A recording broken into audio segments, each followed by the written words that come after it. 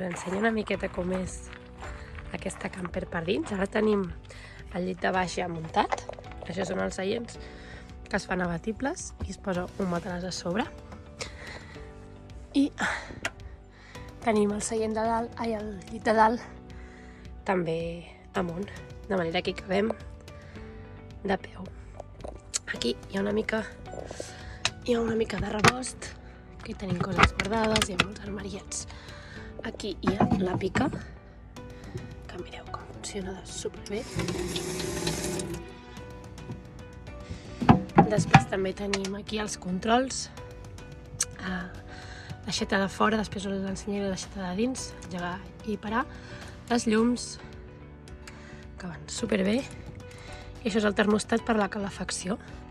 Ja veieu que té molts USBs, aquí n'hi ha 2 per connectar coses, aquí hi ha 2 endolls normals i aquí hi ha més USBs.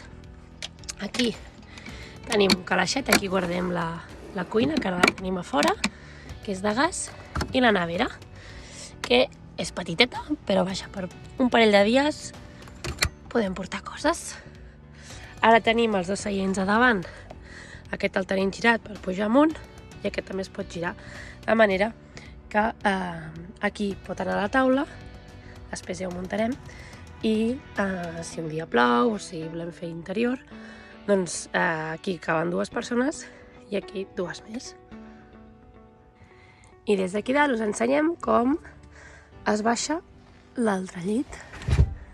Aquí tenim un altre llit de matrimoni, aquest és molt més gran, perquè ocupa tota l'amplada de la furgó, finestra aquí que també tenim tancada, finestra aquí amb mosquitera, superbé, supercòmode aquest.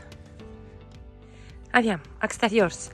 Té aquest avancer que es desplega des de la part superior, taules i cadires, que ara les tenim aquí fora, i la part del darrere, ara tenim el llit desplegat, llavors aquí darrere hi caben un parell de bosses, una caixa, és molt llarg, és molt fons, i realment quan els seients estan tirats tots endavant per anar en la marxa, això és supergros i caben una bici petiteta, fins i tot el patinet nosaltres portem.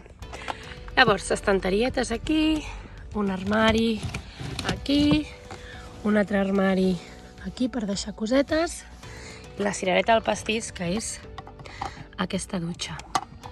És una dutxa exterior, però per netejar-se, per exemple, els peus, la dutxa, o dutxar-se fins i tot a l'estiu, va bé. Té molta pressió, és una passada.